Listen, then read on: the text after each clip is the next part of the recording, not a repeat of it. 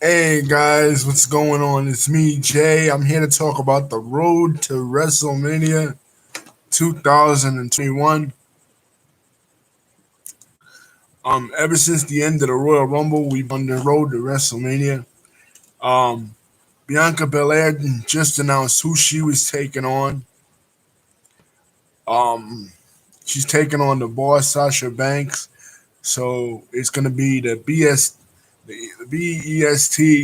of the WWE, or the EST, the real EST of the WWE, versus the boss Sasha Banks at WrestleMania. It is also going to be, as my boy Jason on here predicted, it is going to be the your tribal chief Roman Reigns taking on Edge for the Universal Championship. Um, in the men's division and on the women's division on the Raw side, it looks like it may be a triple threat match: Rhea Ripley, Charlotte Flair, and Asuka, or it may just be Asuka and Sasha. Asuka and Charlotte Flair. They break up as a tag team and then they go against each other for the Raw Women's Championship, which I'll be happy with. But the one scenario that is intriguing me a lot is the WWE Championship scene. As it stands right now, as of Elimination Chamber, The Miz is your um, WWE champion right now, but many people say that Bobby Lashley will come in and defeat The Miz, and it will be Bobby Lashley going into WrestleMania as the champion, taking on the former champion Drew McIntyre. Um, I don't know how I feel about this. I want to see Bobby Lashley walk out of WrestleMania with the championship. You know what I mean? How historic would it be if Bianca Belair and Sasha main event for the SmackDown Women's Championship, and Bobby Lashley, who's had a hell of a year. Bobby Lashley and the Hurt Business have had a hell of a year. And like I say, with a faction, I said this when I talked about Retribution, to have a faction that really, really works, you need to have one of the guys have the main title. That's why the Nexus didn't work. That's why Retribution didn't really work. Mustafa Ali never had the championship. All the other guys, T Bar, um, who's man, they had such stupid names in Retribution. It looks like Retribution is breaking up anyway. But T Bar, Pancake, I forget their names. Yeah, let me look them up.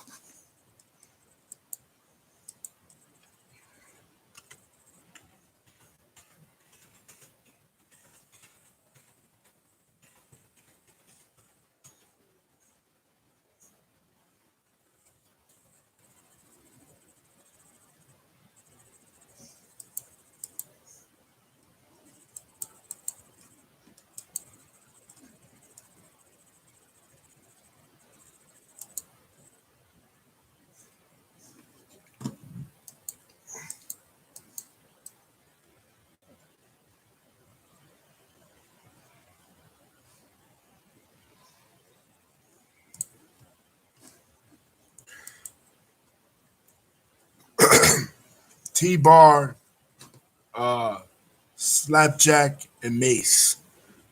Basically, Dominic Dijakovic, Dio Madden, those guys. And Mia Yim was in it as a female version, uh, uh, a female member. Those guys, they never had a chance because their leader, Mustafa Ali, never had the title. So, for the Hurt Business to be taken seriously, whether Cedric Alexander and Shelton Benjamin have the tag titles or not, and Bobby Lashley has the U.S. title, um, it doesn't really matter because the all the factions in history that have ever been taken seriously in professional wrestling have always the main guys always held the championship, except for DX. But DX was so over they didn't really need it. Triple H didn't need the championship, but I feel like the Hurt Business needs the title, and also another faction that never held any belts was Ted DiBiase's $1 Million Corporation in '95. But again, they weren't one of the best factions. But for the Hurt Business to be taken seriously as a really good faction in the WWE, Bobby needs to hold on to the title for a little bit longer than just being basically a transitional champion.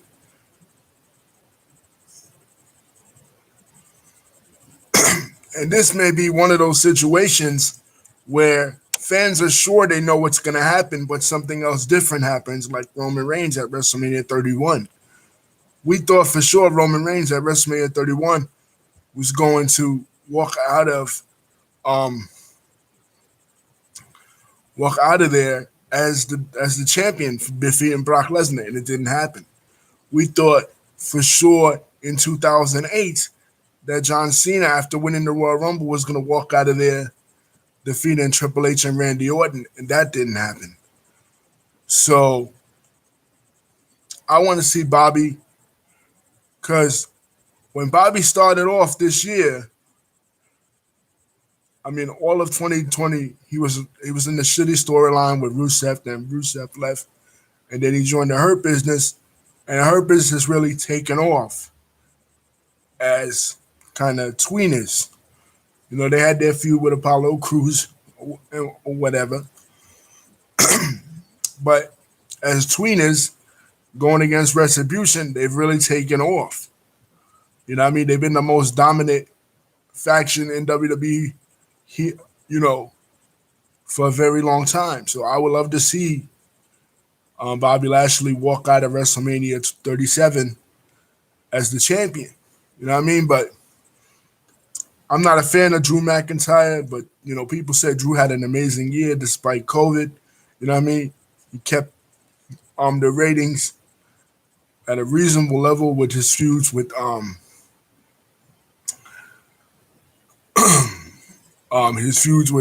Randy Orton and stuff. And speaking of Randy Orton, man, that green mist. I mean, that black mist, man, that was so reminiscent of Papa Shango and Ultimate Warrior back in 1992. Randy Orton starts talking, and then Alexa Bliss does some kind of spell on his ass, and then all of a sudden, black mist comes out of his mouth. Black oil or mist. Man, that was funny, man. I was like, yo, somewhere beyond the grave, Ultimate Warrior is looking at this and laughing. And I'm so, yeah. And in other news, in AEW, the Big Show has left. The Big Show has left WWE after being there for more than 20 years. 22 years to be exact. He first came into WWE in 1999. February of 1999 was the February pay-per-view. It was the last classic cage match that I ever remember from WWE, between Vince McMahon and Stone Cold Steve Austin. And Big Show came from underneath the ring, and we all knew who it was. We knew it was the Giants. We knew the Giant from WCW. He'd have been in WCW for a number of years. Since 1995, he made his debut at the 1995 Great American Bash. He showed up in Arn Anderson's match against the Renegade. Speaking of Ultimate Warrior knockoff, the Renegade. And then he fought Hulk Hogan at that year's Halloween Havoc, and he won the title. That was the same event where he fell off Cobo Hall in Detroit. But then he came to WWE, and I feel like WWE never really knew how to book him. He was part of the Vince McMahon's corporate. He was part of Vince McMahon's corporation for a while, like around the time of the season of WrestleMania 15.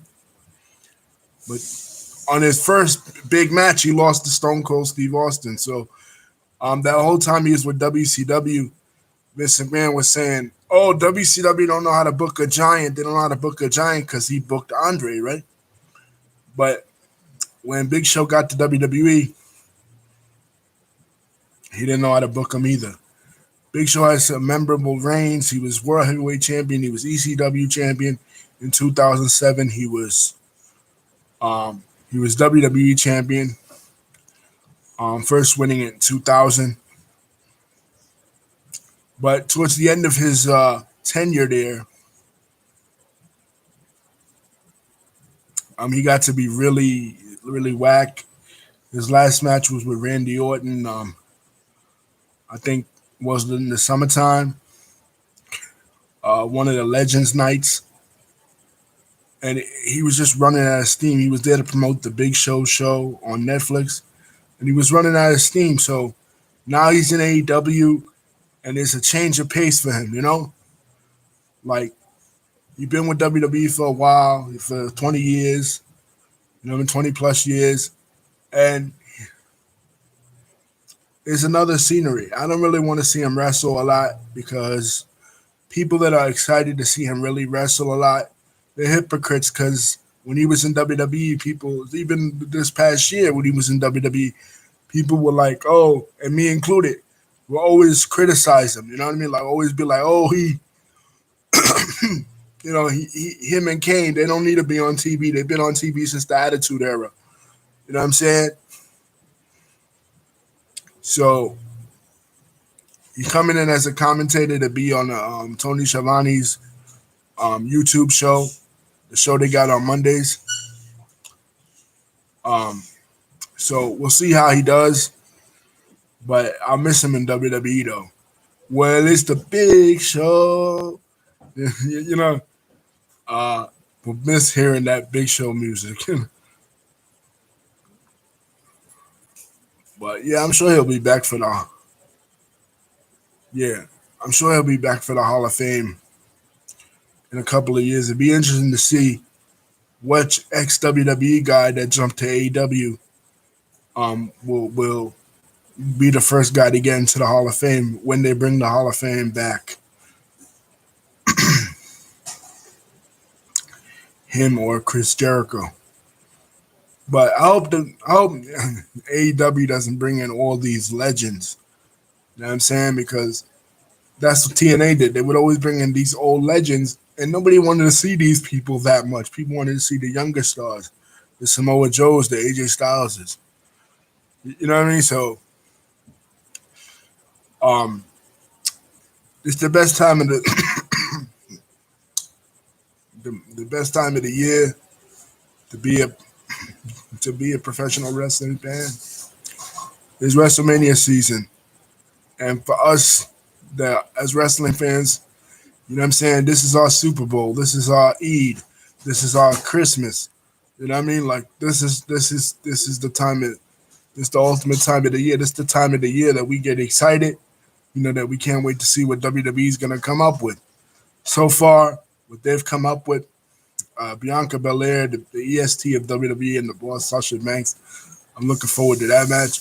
I'm looking forward to, like I said, seeing Bobby Lashley and seeing her business walk out of WrestleMania with the WWE Championship, the Universal Championship, Edge and Roman Reigns. That's pretty exciting. I don't know. As far as Bad Bunny, people wanted me to talk about the Bad Bunny thing. Look, WWE is moving to Peacock. They need publicity. And people in the English market, people in the English music might not know who Bad Bunny is, but in the Spanish world, in the Spanish hip hop world, he's a big star and he loves the wrestling business. He's a huge fan. So why not let him participate in something? AEW has Shaq coming in, AEW has Snoop Dogg coming in. Why not let Bad Bunny participate in something? Just because you don't know who he is, because you don't listen to Spanish music. You know what I mean? If you listen to English music, he has a song that he came out with a couple of years ago with Cardi B called I Like It Like That. You know what I mean? So he's a huge wrestling fan. He's big in Puerto Rico and he's big in the Puerto Rican community here in the United States. So why not let him participate and get a few guys over like Angel Garza and Drew Gulak? You know what I mean? And Damian Priest. I don't see the big problem with it. You know what I mean? Bringing in celebrities has always been an MO for WrestleMania. For WrestleMania, um, WrestleMania was launched on the backs of Cyndi Lauper and Mr. T. Um, they brought the two times that they got successful. A lot of publicity was when they brought in Trump in 2007, and when they brought in Mike Tyson in 1998. That launched the most successful period they ever had in WWE. They brought in LT before. They brought in Floyd Mayweather before. They brought in Ronda Rousey in 29. I mean, in 2018. So Bad Bunny, why not Bad Bunny? You know what I mean? Like I said, you guys might not know who he is, but he's a name. He's a huge name. It might be successful like a Mike Tyson or a Mr. T, or it might be unsuccessful like when they brought in Cain Velasquez last year. But, you know what I mean? Just give it a chance. You know what I mean? Like, sometimes it works, like I said. Mr. T, Cyndi Lauper. You know what I mean? Other times, it's a complete failure, like Rob Gronkowski. So, I mean, there's no way to really know, guys. But I like Bad Bunny's song, probably because I understand it. You know, y'all can get the translation of it too, from Spanish to English. The song about for Booker T, and it gives Booker T some publicity too. You know what I'm saying? So it's cool to me. You know what I mean? Bad Bunny, welcome to the WWE universe. I know a lot of fans don't like it. You know what I mean? Just like they don't like the title being on The Miz, but The Miz is a transitional champion, whatever. You know. Anyway, guys, peace. Don't forget to like and subscribe. It's WrestleMania season, so um, the first WrestleMania on Peacock. I don't know how WWE is gonna do it. Like, are they gonna transfer all the WWE Network accounts to Peacock? You know what I mean? We shall see. Peace.